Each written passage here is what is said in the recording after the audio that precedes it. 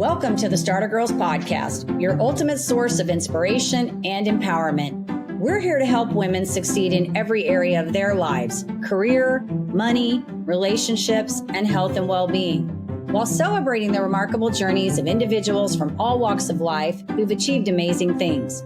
Whether you're looking to supercharge your career, build financial independence, nurture meaningful relationships, or enhance your overall well-being, the Starter Girlz Podcast is here to guide you. Join us as we explore the journeys of those who dare to dream big and achieve greatness. I'm your host, Jennifer Loehding, and welcome to this episode.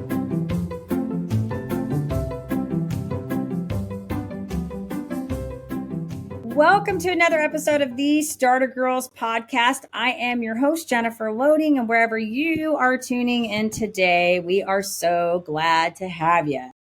Here we are, another episode of Starter Girlz Podcast, another fabulous guest, and I am so excited to get him on here. Let's open this thing up. I had to get my notes, Lee, because I'm like, where are my notes at as I'm talking here? All right, so today's episode, we're going to be diving into the world of peak performance, the kind where even the smallest details can determine the outcome. It's about testing limits, pushing boundaries, and uncovering the self-awareness needed to excel in high-pressure environments. And so I am so excited about my guest today. It's going to be so much fun. But before we bring him on here, we do need to do a quick shout out to our sponsor. This episode is brought to you by Walt Mills Productions. Need to add excitement to your YouTube videos or some expert hands for editing? Look no further. Walt Mills is the solution you've been searching for. Walt is not only your go-to guy for spicing up content, he's the force behind a thriving film production company with numerous titles in the pipeline. Always on the lookout for raw talent, Walt is eager to collaborate on film and internet productions. With a background deeply rooted in entertainment and promotion, Walt Mills leverages years of skills to give you the spotlight you deserve. Want to learn more about Walt and his work? Head on over to waltmillsproductions.net and let your content shine. All right. And with that, I do want to make a mention to head on over to startergirlz.com. And I say this every single week. Why do I say that? One, because if you have missed an episode, it's a great place to catch up. They're all out there. Two, you can stay in the know, sign up for our community newsletter, and you'll be knowing, I guess, when all the episodes come out and what we have going on. And then also, if you are an entrepreneur, creator, maybe aspiring, and you want to find out what your number one subconscious block is that you may be impacting your success, I've created a fun 2-minute quiz over there that you can take to find out. And I was joking about this on the last episode, right in the midst of building, that I realized that perfectionism was one of my big ones. And so, it forced me to have to get over that quickly. And so anyways, head on over to startergirlz.com and do your thing. All right. And with that, I'm ready to bring the guest on today. So my guest, Lee Povey, has spent more than 2 decades working with Olympic level performers and competing at the highest levels himself. Now he brings the same discipline and radical honesty to leaders who want to elevate their performance, cut through friction, and unlock their full potential. So Lee, welcome to Starter Girlz Show. I am so excited to have you here today. Hey Jennifer, excited to be here myself. And now I want to take your test. What is the mental block that's holding me back? Hey, it's fun. Let me tell you something about that stupid thing, because, when I first started building that, I was working with one of the many mentors. We've all had mentors, right? Coaches have coaches. So I had this mentor, and she was helping me engineer this master beast program that I built that I didn't know what to do with it. Like, I built it and I was like, what the hell do I do with this thing? So she's helping me engineer this kind of backwards, right, from the beginning. And so I go in to build this quiz, and I'm like, I think I was using Typeform, and I'm like, I'm trying to figure out the freaking logic on this thing, Lee. And I spent a month doing this. And I finally was like, this is dumb. Like, Jennifer, this is just stupid. So I finally hired somebody to help me get it. And I get him in there, and he's like, you're using the wrong form. Like, we need to move you over to a different form. And I'm like, just fix it. Just fix the stupid thing. So we did. He did a great job, got it all put together. But talk about being stubborn, because I didn't want to let it go. And I was like, I don't like this. I can't get this right. My perfectionist thing was on the overdrive. So I will tell you, the big learning thing I got in that was to relinquish it and let somebody else take it off my plate. I think we've So, all had to have that learning lesson, Jennifer, and it's one of the biggest lessons that my clients typically have to deal with. So the people that usually want to work with me are what you would call the smartest person in the room. So they're brilliant, often kind of a little bit younger in their career progression, and they're so smart they've just decided they're going to do it for themselves and not do it for somebody else. And they've missed out on that kind of learning that you get from a corporate environment on leadership. Who am I as a leader? What is leadership? And they haven't to figure it out in the moment, just like you're saying. And they are often perfectionists and they want things to be done to a ridiculously high standard. And people around them may struggle to do that. And they really then struggle to let go of being in charge of everything.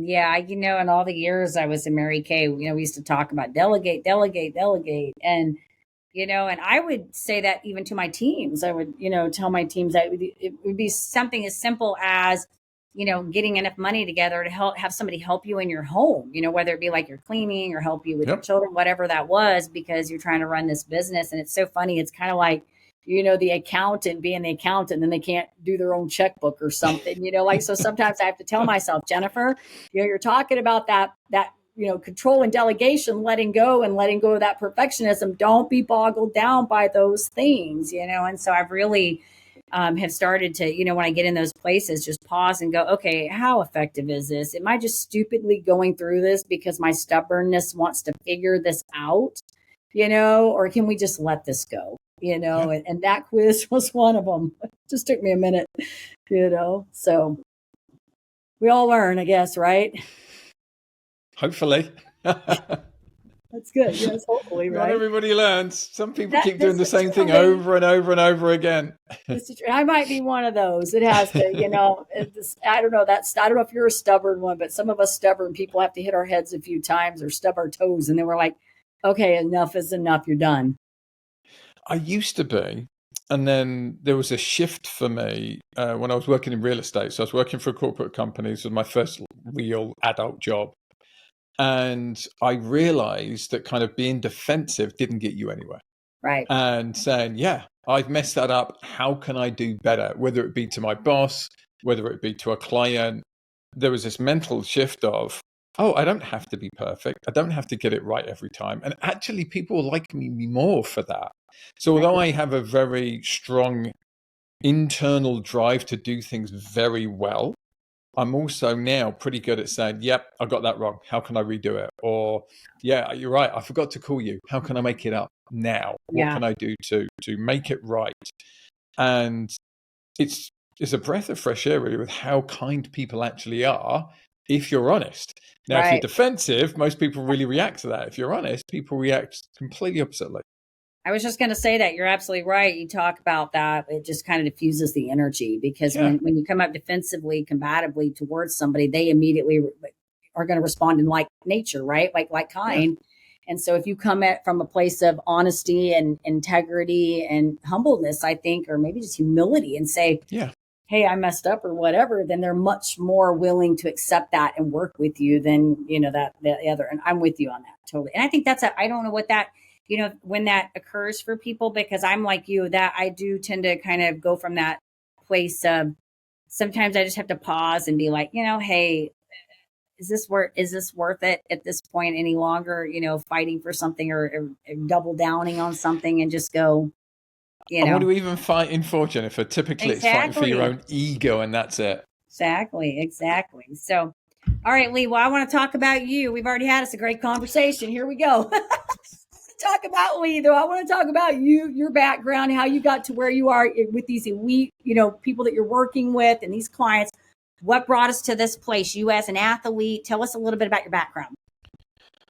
Yeah, let's go back to the family stuff. So I had a narcissistic sociopathic father. And that's not like the kids today, like, oh, yeah, he's narcissistic. No, this man would be clinically diagnosed as such. Okay. So almost no empathy whatsoever for other human beings. Everybody was a tool to be used by him. He would talk about me rather than to me. So he was, used to come into my place of work and say, my son was so good at racing last night. He was so powerful. You should watch him. My prodigy is so good. But wouldn't say that to me. Yeah. So at a fairly early age, I became pretty independent. I was like, okay, I don't want to be like him, and I don't like the way that he moves through the world. How do I want to move through the world? So I went on this kind of journey of self-discovery. From a fairly early age, I was having therapy in my early 20s, which is pretty unusual for a bloke in the UK to be able to do that. And then through that process, I got introduced to men's groups, where I was introduced to healthy versions of men, healthy, wise, older men. I was the youngest guy in the group by some way. So I had this opportunity to be around people that had a lot of empathy, that were very different from my father, that could show me what it's like to be a man and to be able to love as a man. So that's love other men and love women and have, great friendships. At the same time, I've always been incredibly driven. I was good at sport. My sport of choice by then was track sprint cycling. I was good enough to get onto the national team, but I could see there wasn't the support I needed. I didn't have the financial background to support myself. So I realized I wasn't going to get to the Olympics. It wasn't going to become a career. So at that point, I switched to a corporate job in real estate. I worked for a large firm for 6 years. As my clients do, I was like, sod this, I want to do this for myself. Why am I making money for someone else when I could make it for me and not have to be told how to do something by somebody who's not as smart as me? So I left the corporate company and I started my own real estate business. I did that for 6 years. At the same time, I started to move into cycling coaching for fun and got back into competing myself. And I won a British Championships. And at that point, I was very torn between, do I want to still stay in real estate? Do I want to do something else? And I could see the property crash of 2008 coming. So I sold my business December 2007. I got incredibly lucky. 1 month later, it would have been completely worthless. So I was unbelievably fortunate there. And then that gave me a breather. I remember having coffee with a friend of mine. I'm like, right, I'm going to get into property development. That's going to be the way I'm going to earn money. And I'm going to do cycling coaching for fun on the side. And he said, well, take some time. And he said, look, the property market's crashing. There's no point buying anything now. So take some time. So I took 6 months off, trained very seriously, won another British Championships. And people just kept coming up to me saying, can you coach me? So instead of it being a fun thing, it actually became a profession. I turned it into the largest track cycling focused coaching company in the world at the time. That led to becoming a national team coach for USA Cycling after I'd moved from Brighton, my hometown in the UK, to California. And then COVID came and everything got shut down. And I'm like, what do I want to do now? And I was having a hard time with the national team program, no resources compared to the other top nations, 20 years behind in their methodology of how athletes should train and how they were thinking of training. And it wasn't to my standard. So I thought maybe it's time for a change. And that's how I stumbled into leadership coaching. I was watching a TV program called Billions. There's a leadership coach in that called Wendy Rhodes. And I was interested in that character. And I was listening to podcasts on leadership at the same time, just for my own development. And I listened to a leadership coach. I shared it with my wife and she said, yep, that's what you should do. So at the same time, we opened a private practice therapy business. My wife's a therapist, and my own coaching business. And that was the end of 2020. Wow. You guys are getting like the best of both worlds too. You got the therapy and the coaching all in the one. All in the one home. You can imagine the conversations we have. Yeah, you'd be like, go see my wife for therapy, come back and I'll get you on the other end, on the other side. Pretty much. Well, and you know what? A lot of my clients, a lot of times that's what they're doing. They're going to a therapist and they're coming to me for the, for the other part and stuff, which it's crazy because I feel like we they really sort of mesh a little bit together in some way. They overlap a lot. Yeah. Yeah. Cause my sister, it's funny. She was going to a therapist for a while and I would say something to her and she'd go, that's what my therapist would say. I say, your therapist is smart. And I would tease her on it all the time because she'd be like, I was telling her, I'm like, yeah, go see your therapist, run by what I say, and then come back and tell me what they say. See if they say it sounds okay. And usually it's pretty close. So that's awesome. So, well, good for you. I think that's, I think COVID forced a lot of us to kind of regroup because I know when I was coming out, I was sort of in transition around that time too. I was moving out of a company, but I hadn't fully gotten out of that. I was sort of kind of trying to launch some of my coaching stuff. And then we went from, being around to all of a sudden we're confined in, and I had to just basically regroup. But you know what's so weird? I started my podcast like in 2019, right before it had happened. And even when they shut down, here in Dallas, like oddly enough, Lee, I still drove into the studio for my podcast the entire time. And I only had all but one guest not show up for their recording, because back then we were doing them in person. Every Wow. single person showed up.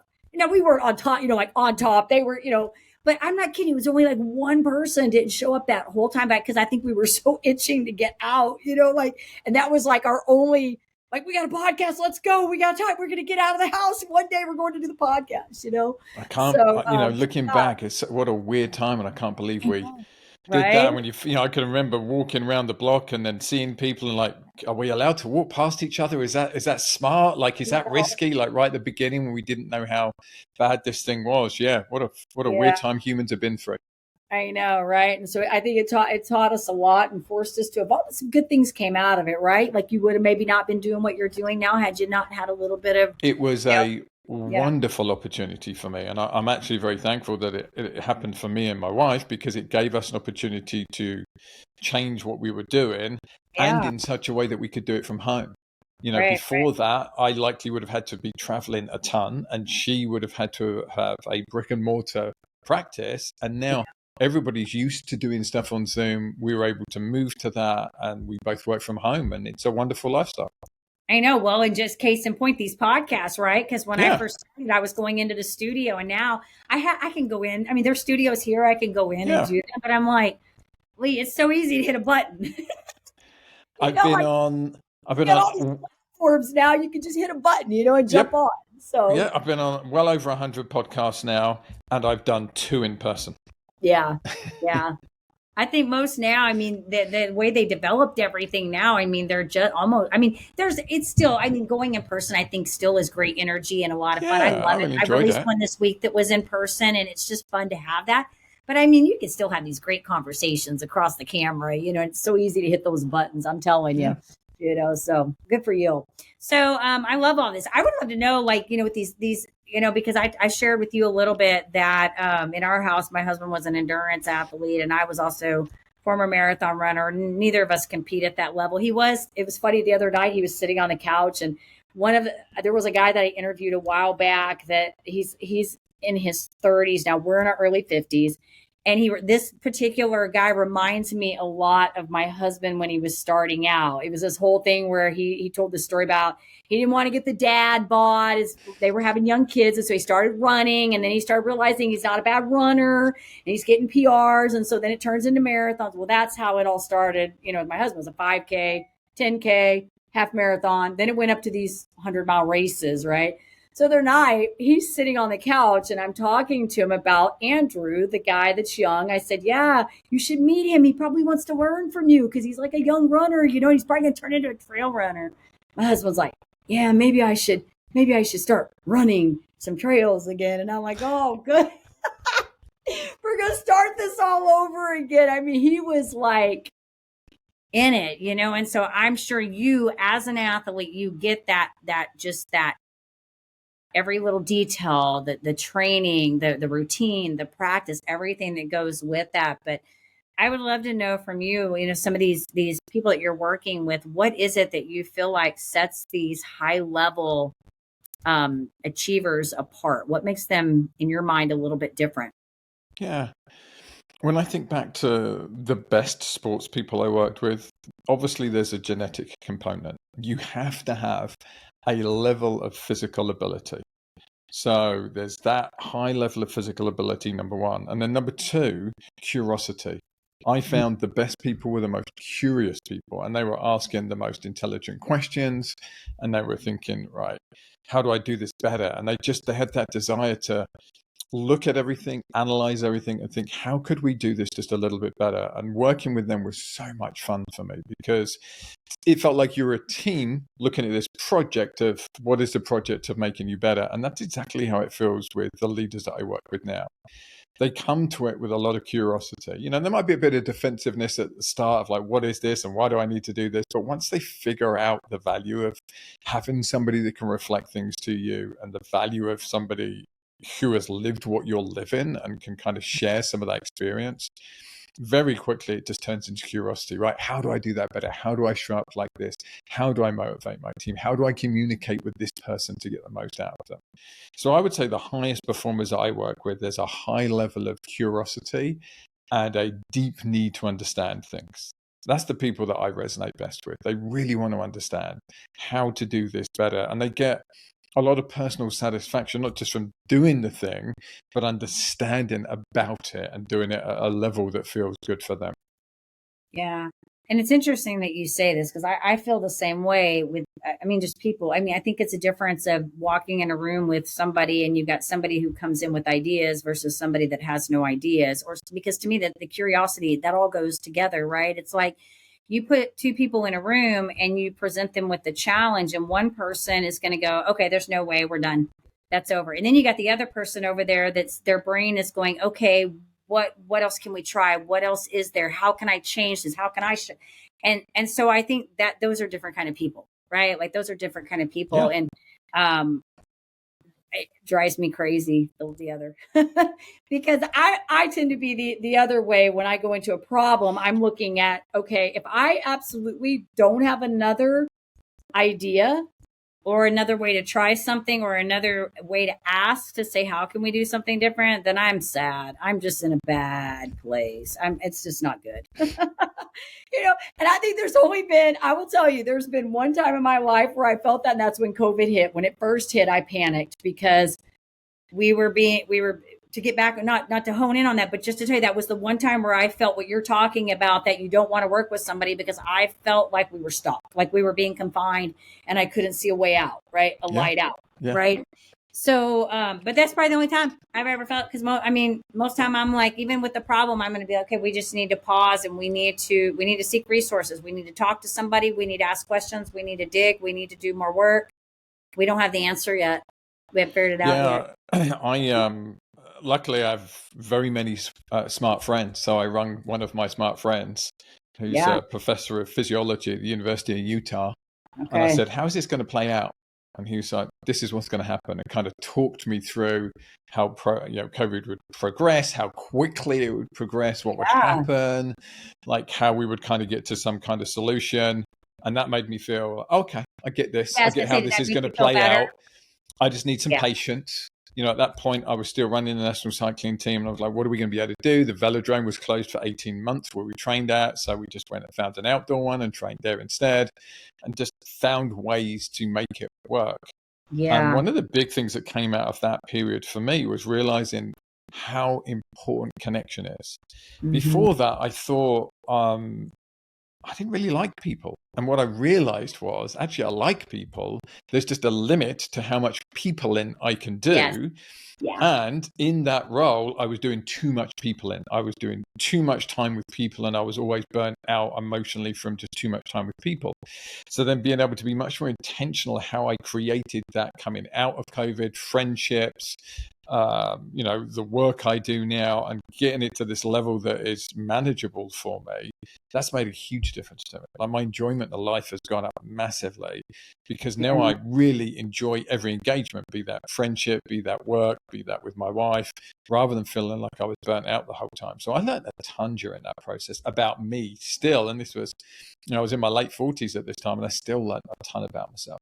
Yeah. Well, and to your point on the people and thing, I mean, I can certainly resonate with that on some level, because I have to, even I think in what we do, we're dealing with people a lot, right? And I don't know about you, but I always joke, it's like there's so much networking here where I live. I mean, there's probably something every single day of the week. And there was a period of time there for a while, probably more so pre-COVID, where I was networking like almost every day. And then I would get, just by the end of the week, I would, and when I say network, you're talking a couple hours. This isn't like an all day thing, a couple hours, but do that every day. Right. And then I would have to spend the next week, like, just don't call me. Don't. Yeah. I would almost get depressed. And so I had to really scale that back a little bit and realize that, I love people and I love being around them. And you can tell them, obviously I'm gregarious. I can have conversation, but I also am okay with my quiet time too. And when I'm done, I'm done. So if I don't want to answer the phone, talk. I just won't. I'm not going to take the call. I'm not going to do it because I need my downtime. I call it like I just need my detox. That's what I say. I just need probably like some junky TV for a few minutes. I don't even watch TV that much. So I don't even want to say that. I put TV on the other night to watch a movie for the first time in like 3 weeks, and I didn't even finish the movie. I put that, I forgot, it was a Woody Harrelson movie about the guy, the diving team. Oh, yeah, I want to watch that one. Yeah, I started to watch. It's actually good, but I didn't finish it. Hold Your Breath or something, I think it's called, yeah. It's good. I started to watch it, but I dozed off, and then I didn't even make it. So I'm not good. But what I normally do is I'll say I'm going to sit down and put something on, and I'm going to just put something dumb on. And that wasn't dumb, obviously, but put something dumb on, and then I just don't even do it. It never happens, But I'm with you on the peopling thing. So, and I think that you're right. We learned during that COVID that that the connection is important. I think it is, period. But I think that was a big time we really learned because we couldn't have it so easily. We didn't have it accessible to us, and it made us. And we've got a problem now, especially for men, where men are not good at staying in connection with each other. Mm-hmm. So you see in suicide rates for middle-aged men skyrocket because typically their first marriage has ended. Kids are off at college and they're lonely, and men don't do well when they're lonely, and they get a lot of that from their romantic relationship. So if they're not in a romantic relationship, a lot of men don't know how to have friendships. This is why, or one of the reasons why I run men's groups, is to help men have that level of connection. Yeah. And I've learned a ton about this myself. I don't do networking events. I hate them. I really hate small talk. I hate introducing myself. When I come on these podcasts like this, Jennifer, and people kind of, share my accolades, and I'm like, oh God, please don't do that. Oh, it's horrible. So I don't do that kind of stuff. I'll network with somebody if a friend introduces me and says, this is somebody you should know, 100%. But then we're going to do an hour one-to-one where I'm going to get to know you and see if you're somebody that I want in my life.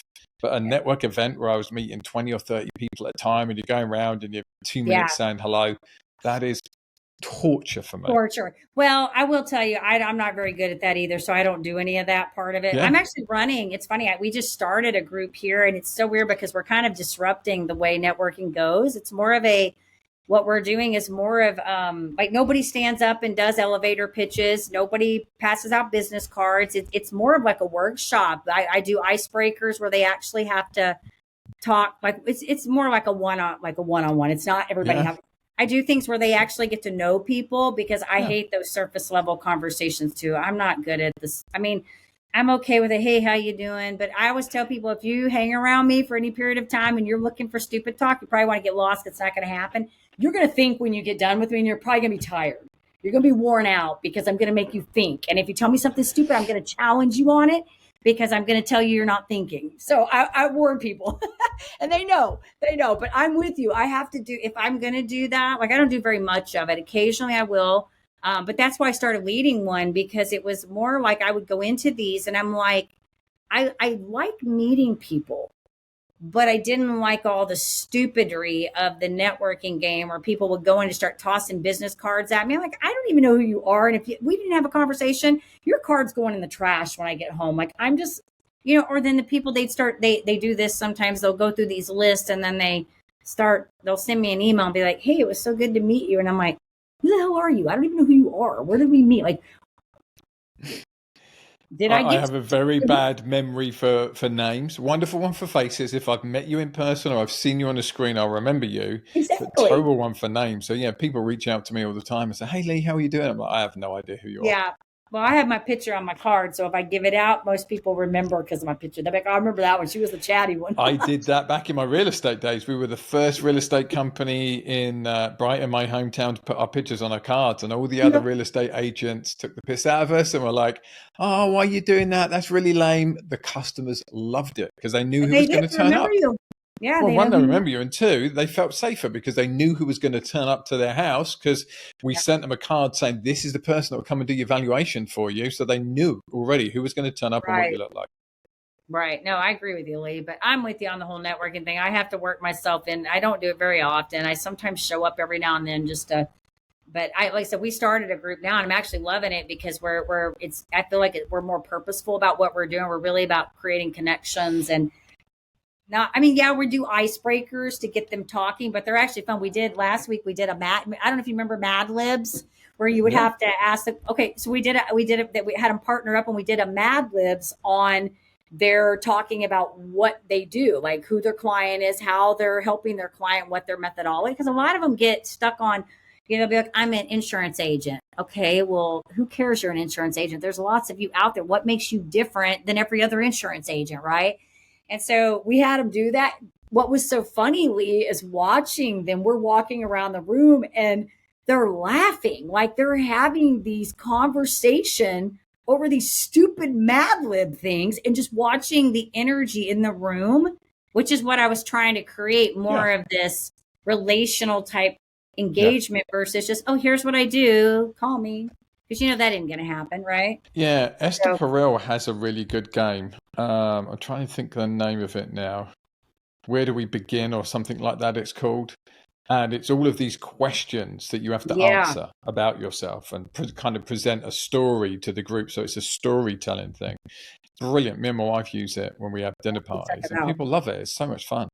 Yeah, I think people like things where they get to, and my whole thing is I want to make it fun. I want to make it a place where it's more growth minded, but there's just the fun in it too. It's not I want to hear your story. I don't want to hear what you want to do. I want to hear about you as a human being. Exactly.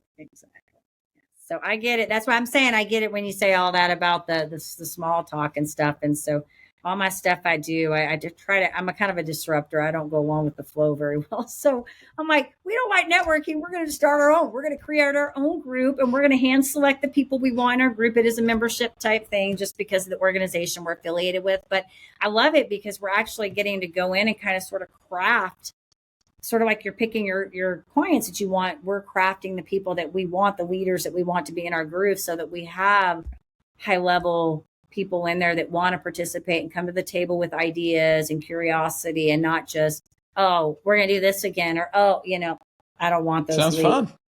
Leave the room. Yeah.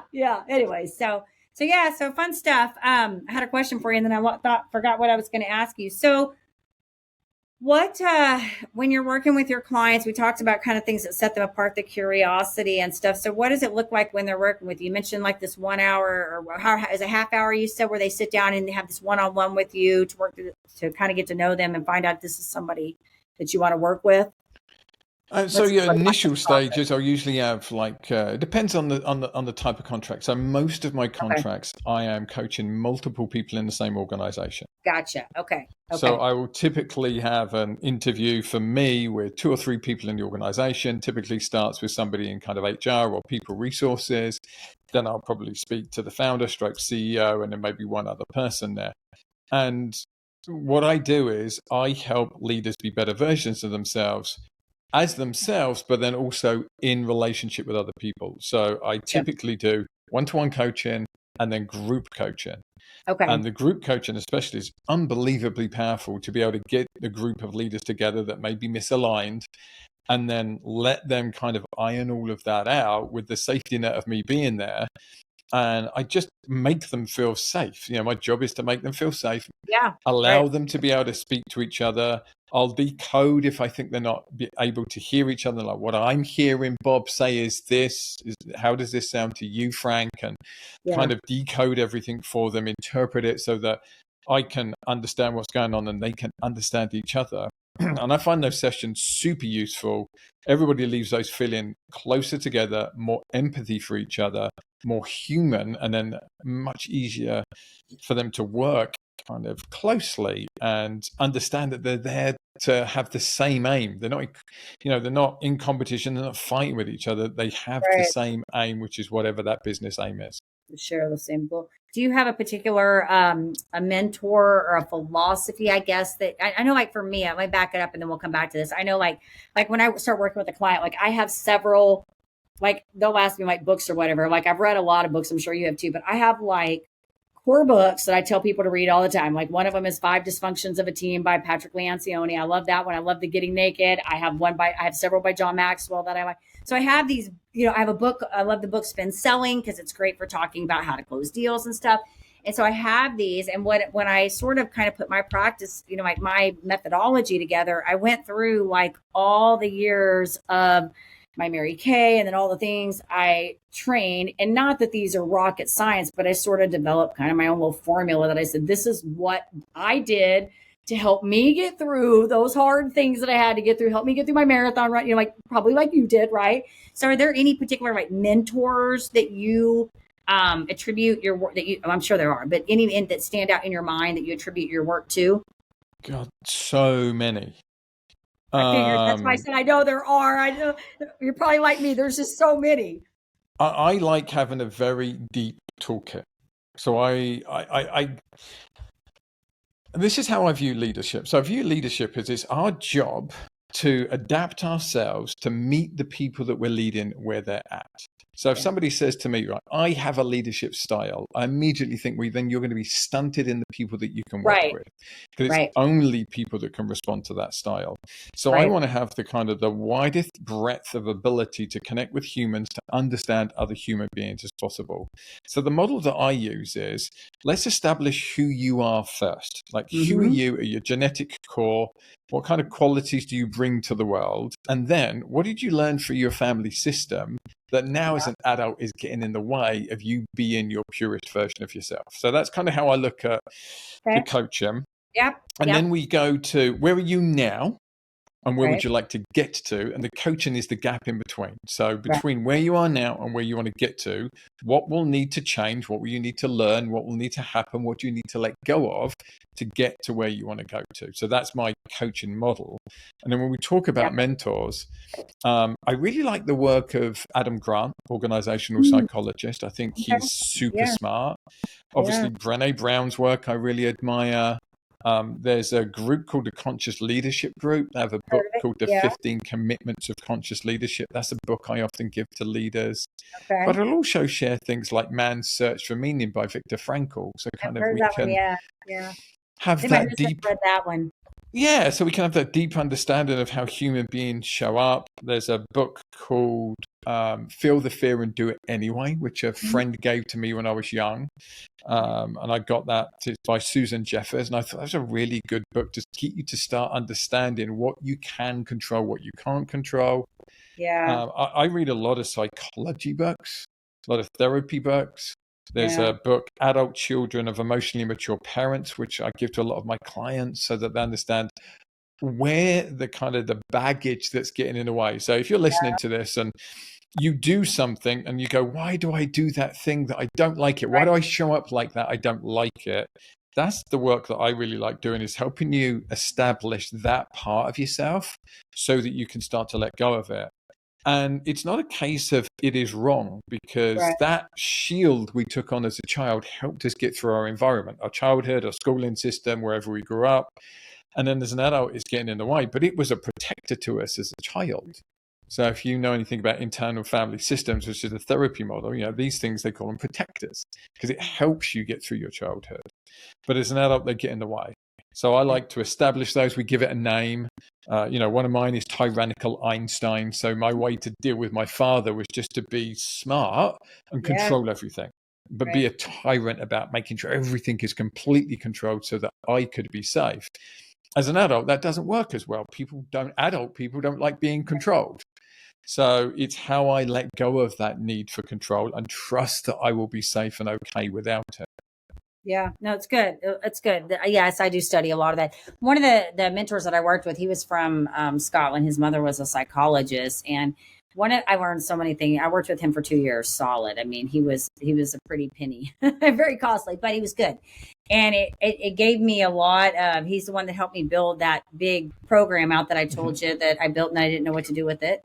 But aside from that, I learned a lot of just, really good skills, extra probably more so on the psychology side of things. But one of the studies in there, and I built some of this out in my my bigger program, was the 5 adult stages of development. You've heard about like children stages of development, but I didn't really realize there was actually work where they had gone in, they studied these 5 stages of adult development.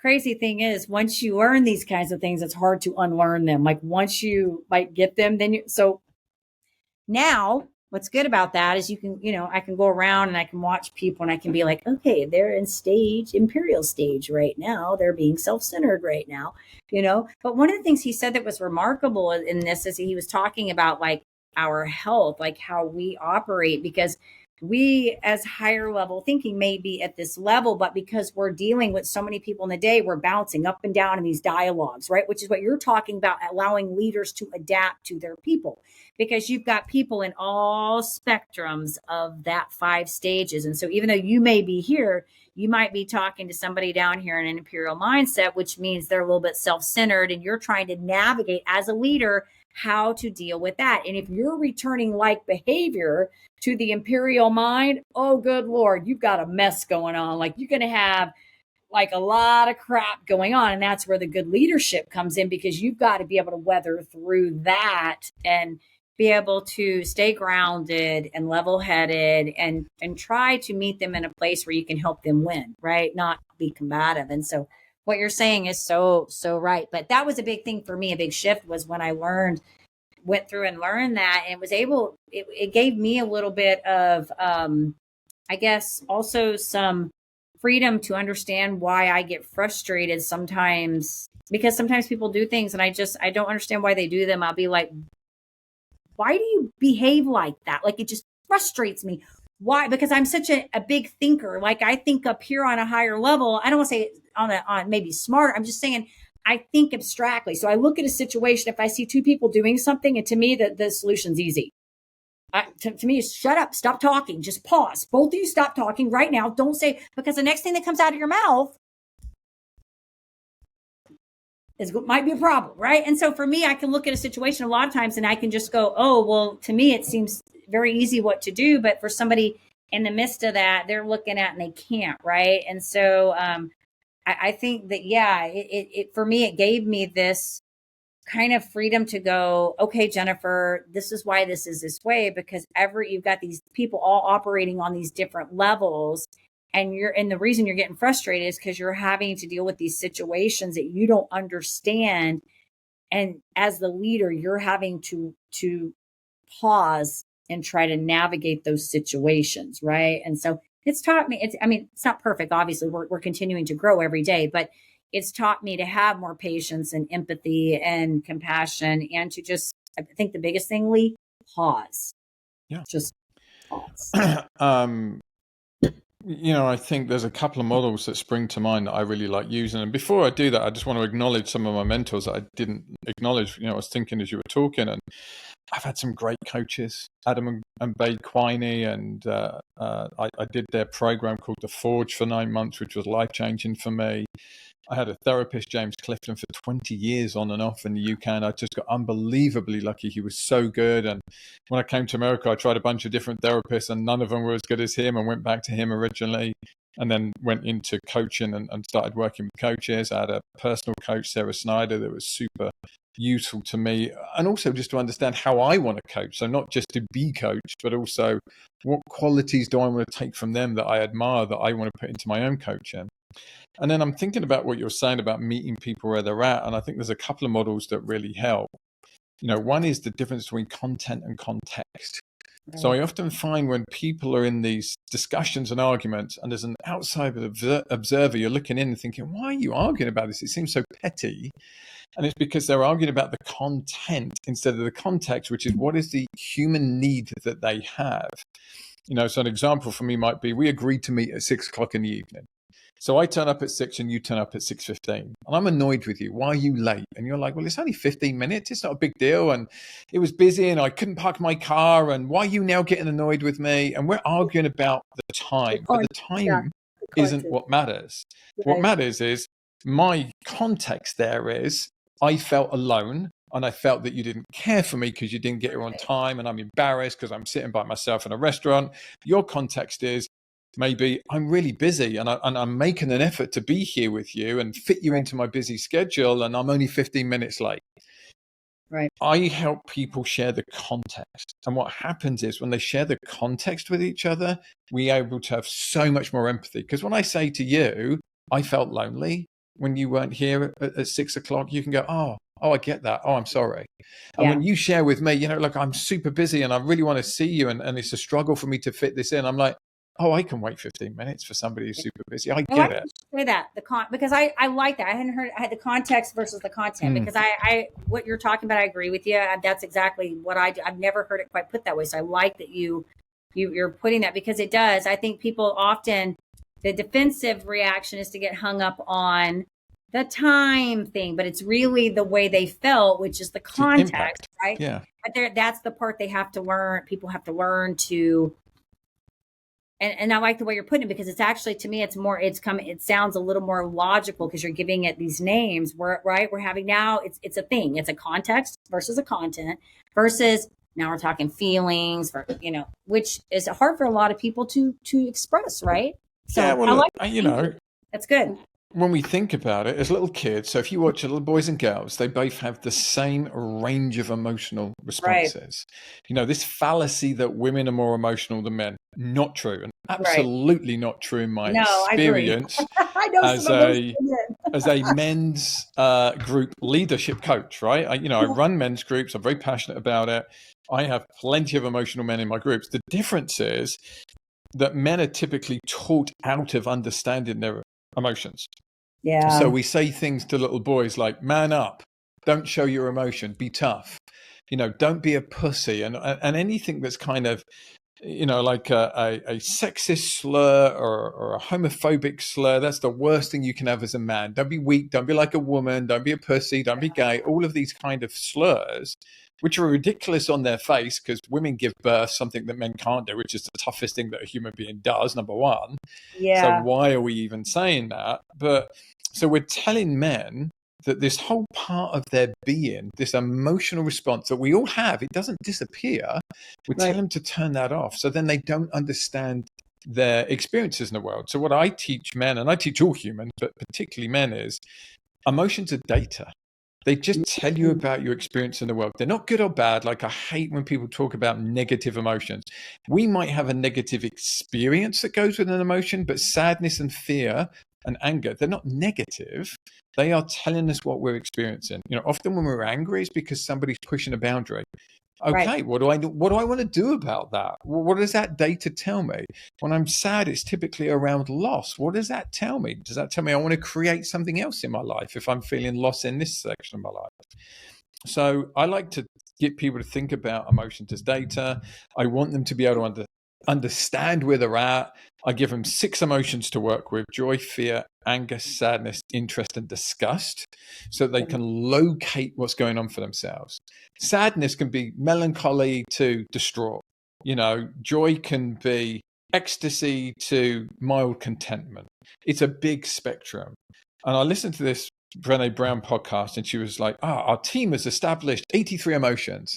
And I'm like, no, nobody can remember 83 emotions. What are you going to do with that? You give that to somebody, it's just unbelievably complex.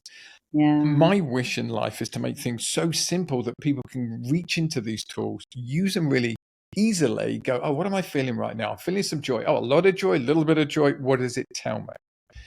And what I find from that is then we have language. We have language to share about our experience to others, but also to ourselves to understand it. We can go, what am I feeling?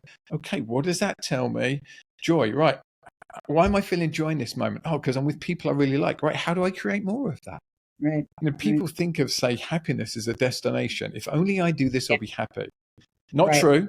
Daniel Kahneman, another person I really respect, did a ton of work on this. Buy that new car, and unless you are absolutely obsessed with cars, it brings you joy for the first couple of drives, then it's just another way of getting from A to B. Right. And we do this a lot. We buy things to bring joy, or we go on vacations to bring joy, or whatever it is. And it's experiences that bring us more joy than things. And it's connection with others that bring us the most joy. So how are you creating these positive connections in your life? And then when you have them, how are you maintaining them?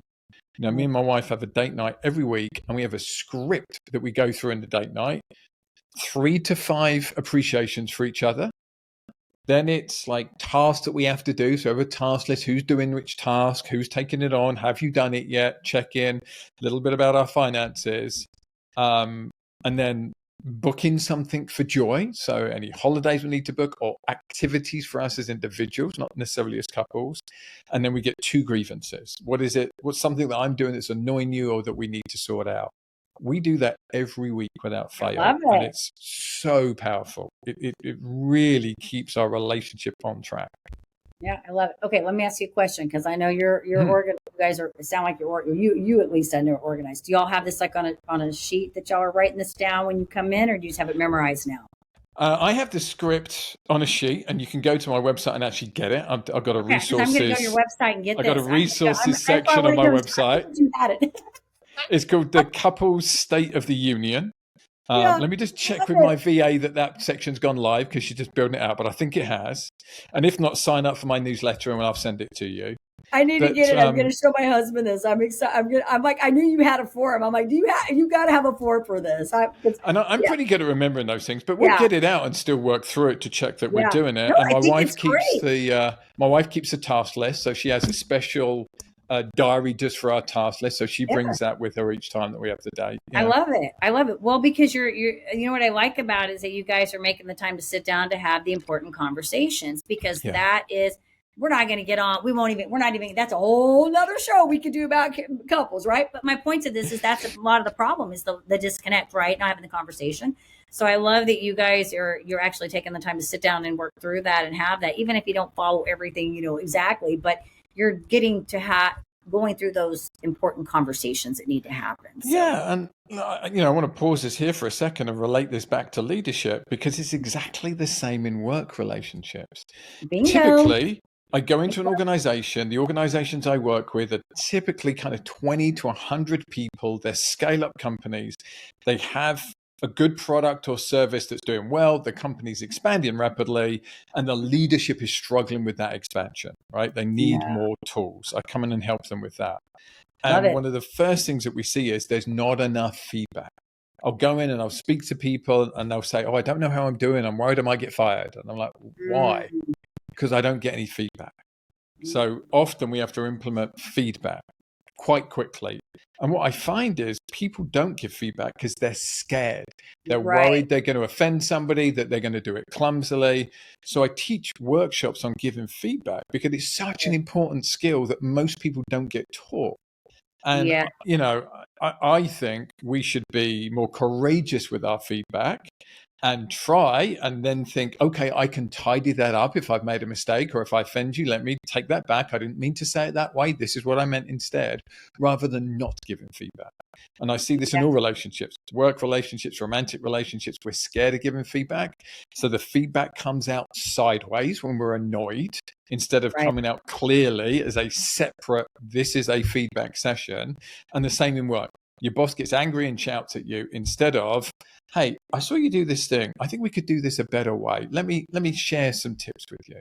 So that's why I do feedbacks on workshop, because I think it's so important. Yeah, I love it. No, and I agree with you, because you're right. I agree. And it's in all areas. If you're having those healthy conversations, it doesn't mean it's perfect. You're never going to have a moment where something goes, as you put it, in a bad place, but you're going to have less of that aggression and combativeness, because you're having those dialogues that are healthy over here.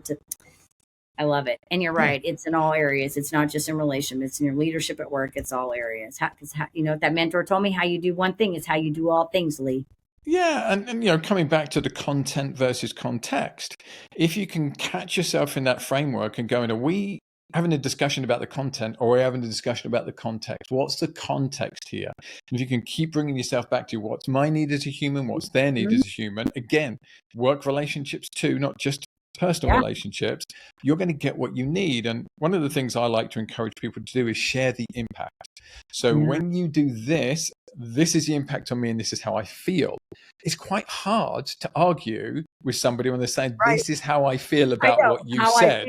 Rather than, you are wrong and you shouldn't do that. It's you just share the impact, and someone could go, I'm not meaning to have that impact on you. Let me try that a different way. Rather than you saying you're wrong, and that person's going to be like, no, I'm not wrong, I'm right. And now we're arguing about right and wrong, instead of, this is how I felt when you said that. This is how I felt when you spoke to me like that in front of colleagues. I'd much rather that you did that one-to-one, rather than, you're a bully and you're wrong for saying that. Yeah. Big No, it's difference. good. Well, I wrote down on my little American Express piece of paper here. I got a whole stack of papers here. I need to clean up my desk, but I wrote down content versus context on Shall I this. send you a little diary for you to write these things into? I know, right? Well, it's fun, because this is a beautiful thing about this show, Lee, is that, a lot of the principles and the things we're talking about are universal. There a lot, everything you're saying to me, I agree with you on it because it's all stuff I talk about. But the beautiful thing about this is we all have our little spin on these things, right? The way we present them and the way we talk about them. So it's fun, because I learn things through, when you guys come on the show, I learn things from your dialogue and the things you're saying. And so I have never, yes, obviously I know content, I know what context means. And I talk about context a lot in studying people because I always say, context matters because if you watch people and you listen to what they say, you can learn a lot just by paying attention without ever having to say, watch them over a little while, period of time, listen to the things they say, how they behave. You'll start figuring them out. People are I think they're complex, but I also think they're not. I think you can figure people out pretty quickly.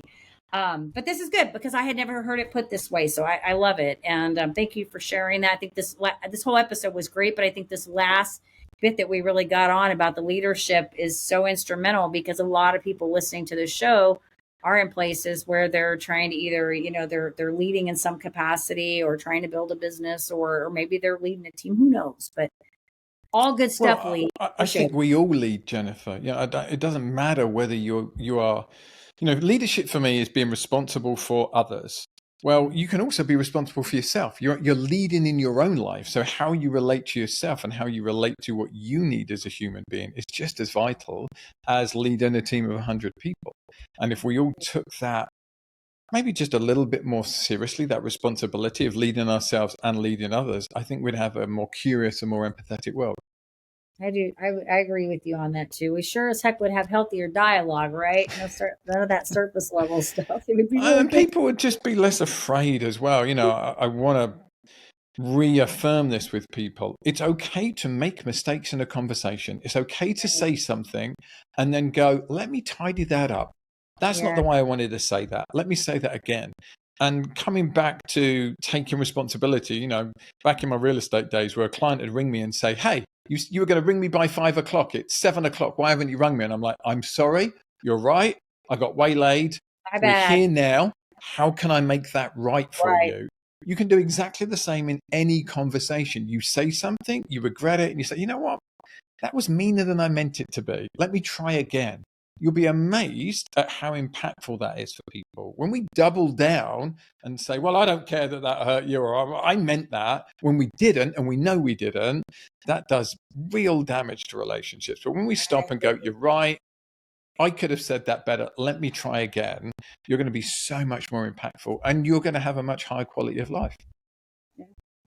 It's been good. It's good stuff. I agree with you on all of it. And I think hopefully, somebody listening to this will maybe, walk away. They learn something a little bit different and how to engage, whether it be at work or, coworkers, family, whomever they're choosing to talk to, because I agree with you. It can make such a difference in the dialogue, but it starts with us, right? As the leader, it starts with us being self-aware and deciding that, go back to what you said in the beginning, being curious, having curiosity to be better and work every day. And that's why I always tell people, it's not a perfect thing, right? Because we all, like you said, we're going to continue to make mistakes. But I think the humility, or really the growth, comes when we can step back and own that and say, okay, I didn't mean to say it like that. Or, hey, my bad. You're calling me out. I'm sorry. I didn't mean to. Let me start over, and I've done that. I've been like, let me just start over. Forget what I said 5 minutes. I'm just going to start over, And I think that takes a level of, I don't know what the word I'm looking for in that, because I can't,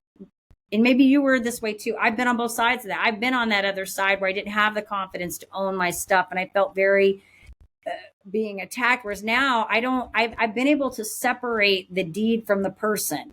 In other words, like if I screw up, I don't think I'm a bad person. So if I make that mistake, if I say something to you that sucks, Lee, and I just F that up, whatever, I'm just going to say, okay, I just screwed that up. I'm sorry, but I'm not going to take that as now I'm a bad person, equate Jennifer's bad, blah, blah.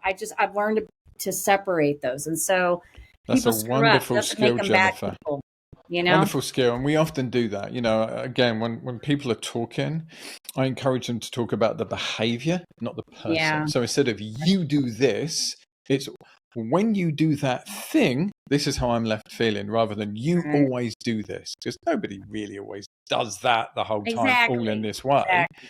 Nobody, very few people, if we take out the sociopaths and psychopaths, which is 5 to 10% of the population, the other 90% of the population are generally trying to do the best they can with the toolkit that they have. They might just have a limited toolkit. And it's how do we help that? The reason I come on these podcasts is because I want people to have bigger toolkits so that they can get more from their lives and they can have better relationships with people. That's it. I've got enough clients. I come on these because I want to help people have better experiences in the world. And I think one of my gifts is being able to see these complex things and making them as simple as possible so that more people can use these tools. I get very frustrated when I hear very smart people come onto podcasts and explain things in such complicated ways because they want to look smart, but the tool is useless because it's too complicated. Right. It's like, how do we make this as simple as possible so the most amount of people can use it? And smart people can use simple tools, right? You don't have to use complex tools because you're smart.